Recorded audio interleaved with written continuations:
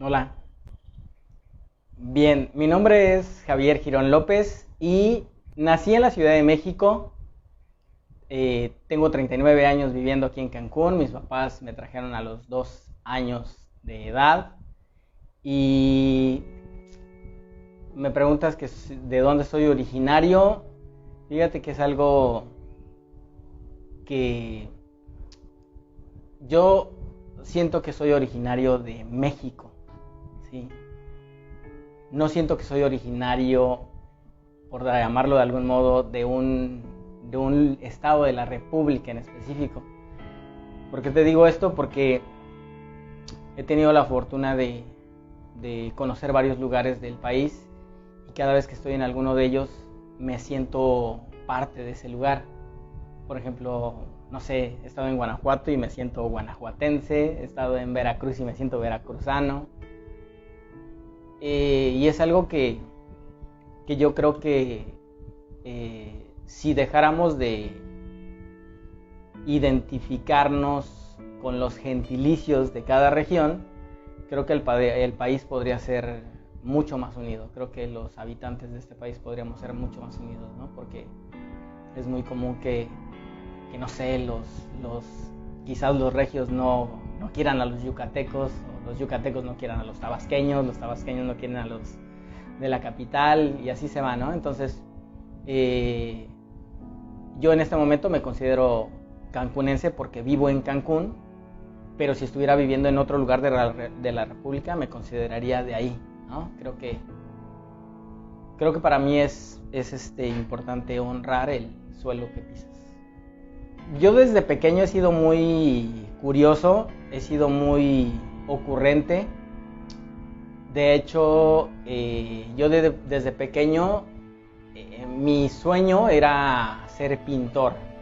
No de casas, ni de edificios, sino pintor, o sea, realmente hacer pinturas. Yo recuerdo que hice mi primer cuadro quizás como a los 6, 7 años.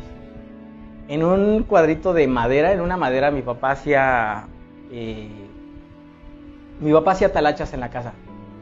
Y recuerdo que de esas cosas que le sobró pintura y madera, y yo hice un cuadro, ¿sí? Fue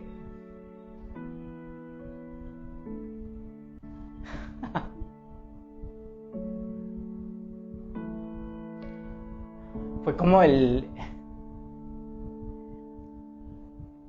Fue como el inicio de algo que me apasionaba. Ahí descubrí algo que me apasionaba y por mucho tiempo lo olvidé.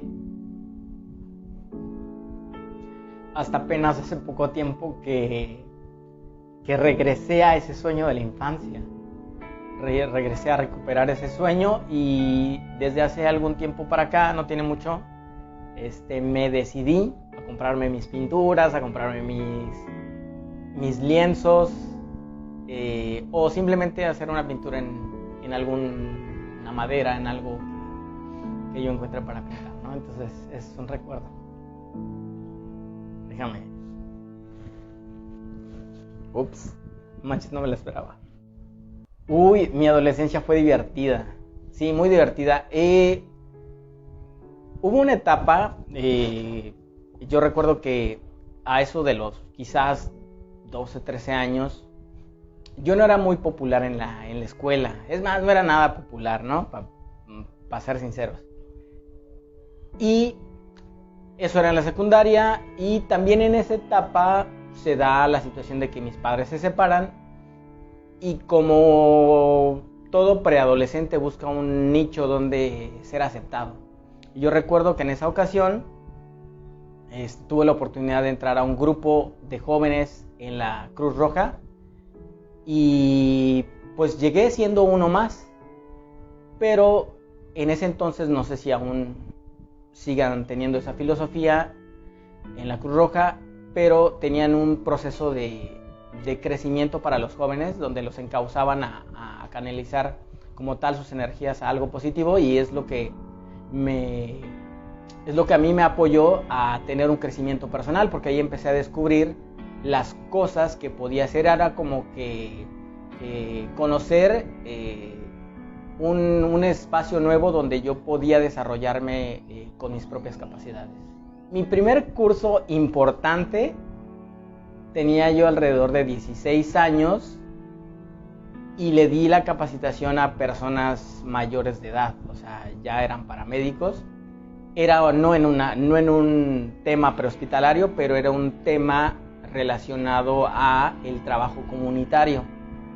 Pero el hecho de que yo tuviera 16 años y pararme frente a un grupo de personas adultas, para mí fue un gran logro. Yo ya le había dado clases a mis propios compañeros de mi misma edad, ¿no? Pero cuando sucedió eso, yo recuerdo muy bien que incluso la instructora que me dio la oportunidad de participar en esa capacitación, finalizando mi tema, les dice a los participantes, les dice: quiero que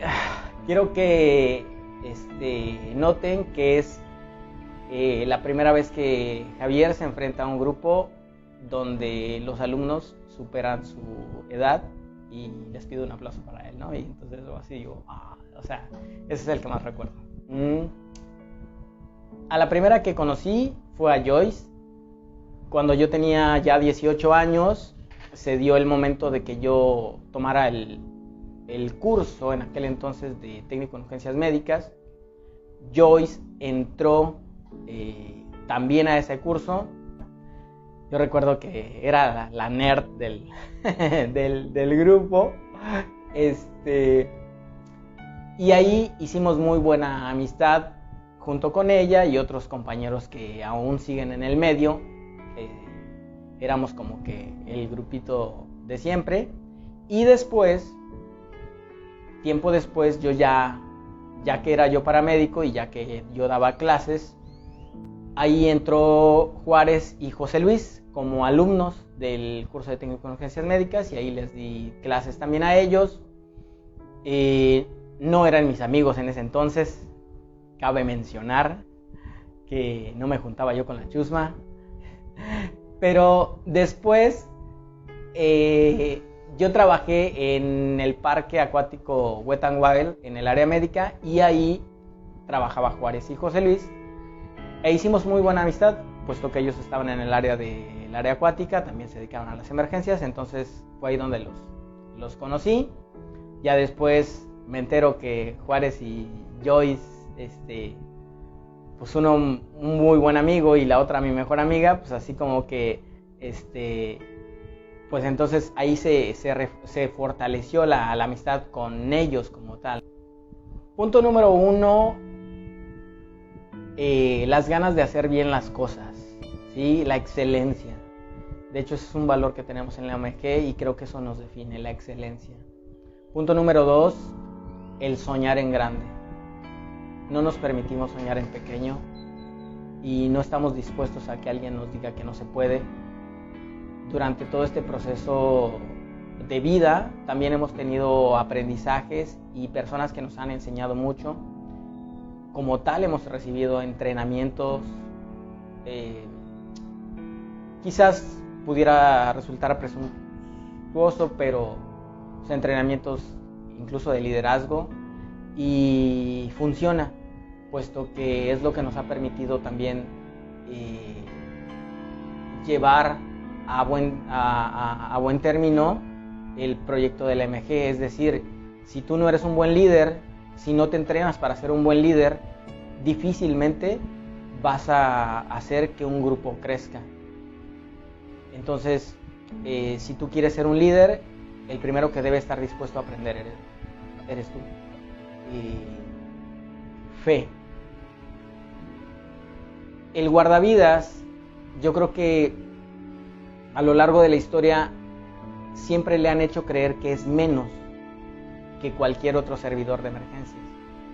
Entonces yo creo que al guardavidas le falta fe en que es un medio completamente distinto, y le hace falta fe para creer que puede lograr cosas mucho más grandes, que la labor del guardavidas tiene un alcance muy superior para contribuir a salvar vidas que cualquier otra rama de las emergencias, ¿sí? Y eso que yo trabajé mucho tiempo en las emergencias. Pero ¿por qué llego a reflexionar esto? Porque yo me doy cuenta que incluso trabajando en las ambulancias o trabajando como bombero, realmente lo más importante muchas veces no es la víctima, muchas veces no es el paciente. Es más, hay quienes hasta se enojan de que en un turno no hay una emergencia. Hay quienes se enojan de que hoy estuvo bien aburrido, hoy no hubo ningún incendio, hoy ningún rescate.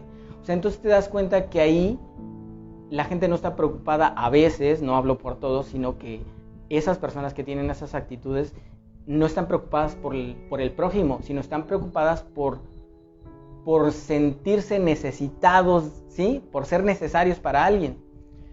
Y entonces cuando yo observo la labor del guardavidas y comprendo la función, me doy cuenta de que en esta labor lo más importante es el prójimo, puesto que todas tus actividades están enfocadas a prevenir que le pase algo, y eso simplemente se llama amor al prójimo.